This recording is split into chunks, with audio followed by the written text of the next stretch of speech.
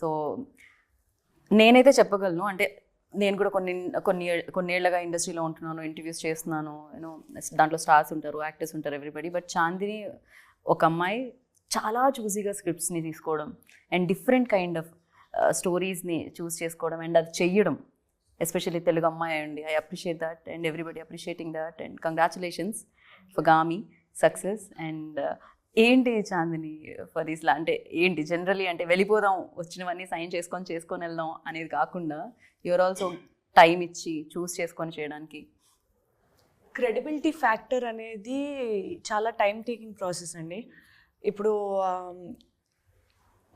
నన్ను ఎందుకు చూడాలి, నేను చేసే సినిమాలు ఎందుకు చూడాలి వెన్ యూనో ఇంతమంది యాక్ట్రెసెస్ ఉండగా నేను ఏంటి స్పెషల్గా ఏం తీసుకురాగలను ఆడియన్స్ కానీ నేను కానీ, నా లోపల ఉన్న ఒక ఆకలి ఏం తీర్చగలను అనే థాట్ ప్రాసెస్లోకి వెళ్ళినప్పుడు కపుల్ ఆఫ్ ఇయర్స్ బ్యాక్ నేను సినిమా చూసే విధానం it's not for me, it is not business కానీ అలా కాదు. నేను ఇండస్ట్రీ వచ్చినప్పుడు కూడా ఒక యాక్టర్గా ప్రూవ్ చేసుకోవాలి నన్ను నేను. మంచి కథల్లో భాగం అవ్వాలి, మంచి కథలు చెప్పాలి, చెప్పే విధానం కూడా ఒకదానికి తేడా ఉండాలి.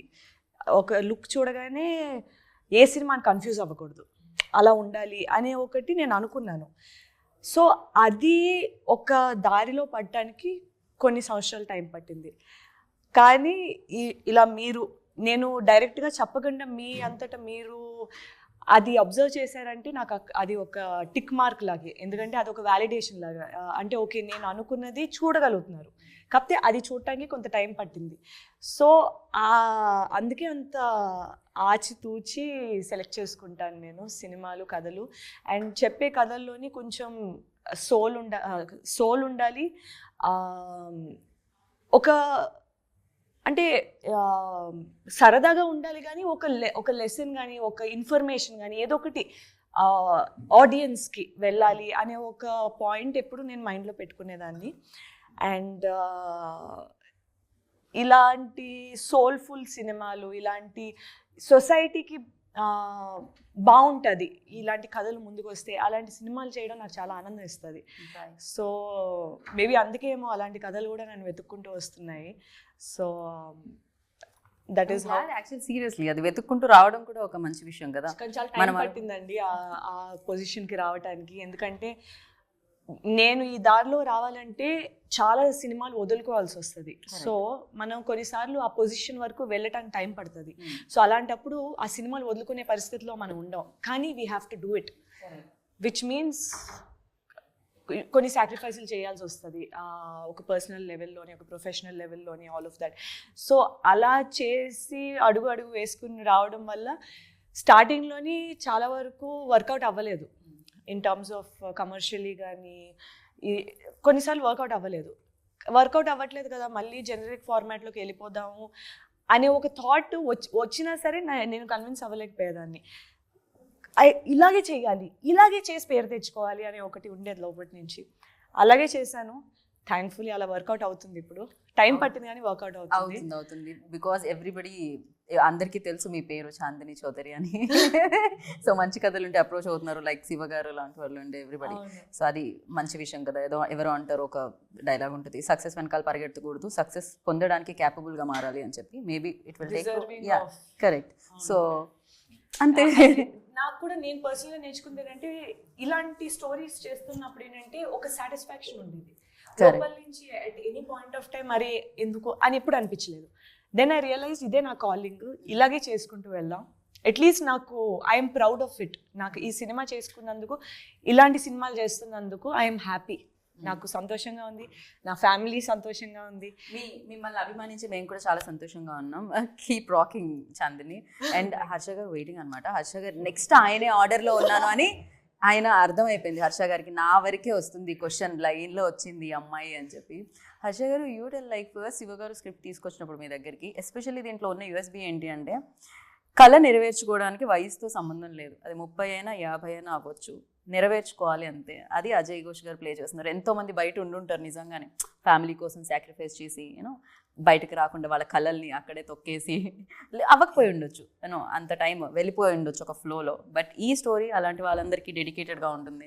డెఫినెట్గా ట్రైలర్ చూస్తే నాకు అర్థమైంది. ఫర్ యూ లైక్ ఎలాంటి ఎమోషనల్ బాండ్ క్రియేట్ అయింది when he narrated story to you? So అసలు ఎలా ఉండింది మీ జర్నీ? సో సింపుల్ థింగ్ చెప్పాలంటే ఇప్పుడు శివ కూడా యూఎస్ నుంచి వచ్చాడు. సో మూవీ తీయాలి, డైరెక్షన్ చేయాలని చెప్పేసి ఆ ఆస్పిరేషన్తో వచ్చాడు అనమాట. ఏంటంటే ప్రొడ్యూసర్ని డైరెక్టర్ని యూఎస్ ఏమైనా తయారు చేస్తున్నారా? ఫస్ట్ అక్కడికి వెళ్ళి వస్తున్నారు. So nice. ఒక విధంగా చెప్పాలంటే మూవీ తన గోల్ చేయడానికి అన్నట్టే ఉంటుంది బేసిక్గా. సో ఫస్ట్ ఆఫ్ ఆల్ చెప్పాలంటే fly high we to do a overseas distribution అనమాట. సో లాస్ట్ 5 years నుంచి we release lot of movies in overseas.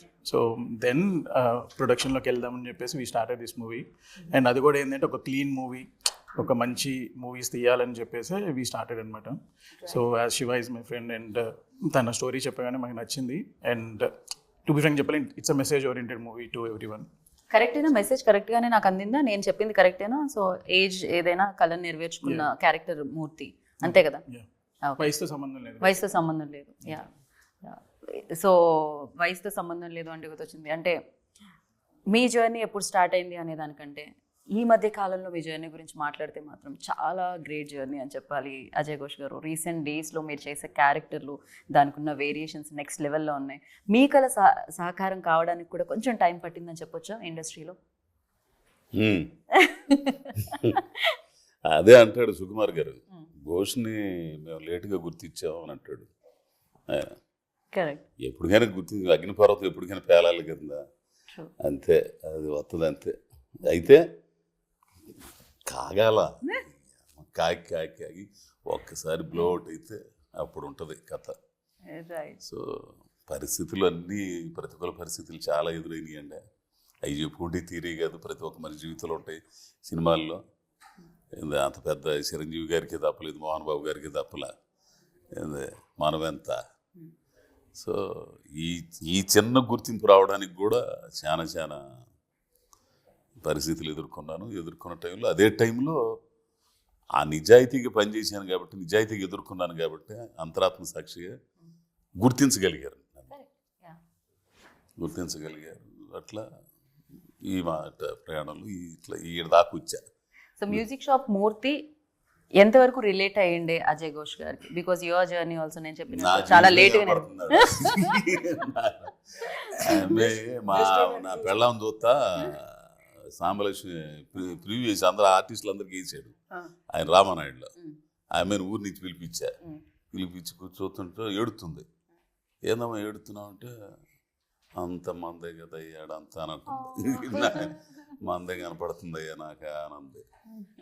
లే బాగుంది. మన కూడా అంటుంది జనం, మా అజయ్ గారు వీళ్ళందరూ జనం చూస్తారంట ఉంటుంది. ఏంద్రా చూసేదే, బ్రహ్మాండం కొట్టే సినిమా, బ్రహ్మాండం కొట్టదు అసలు అనింది అన్నమాట. అసలు అంటే కొన్ని ప్రతి ఒక్కరి జీవితంలో ఉంటాయండి, ప్రతి ఒక్కరి జీవితంలో కష్టాలు లేకుండా ఉండదు కదా.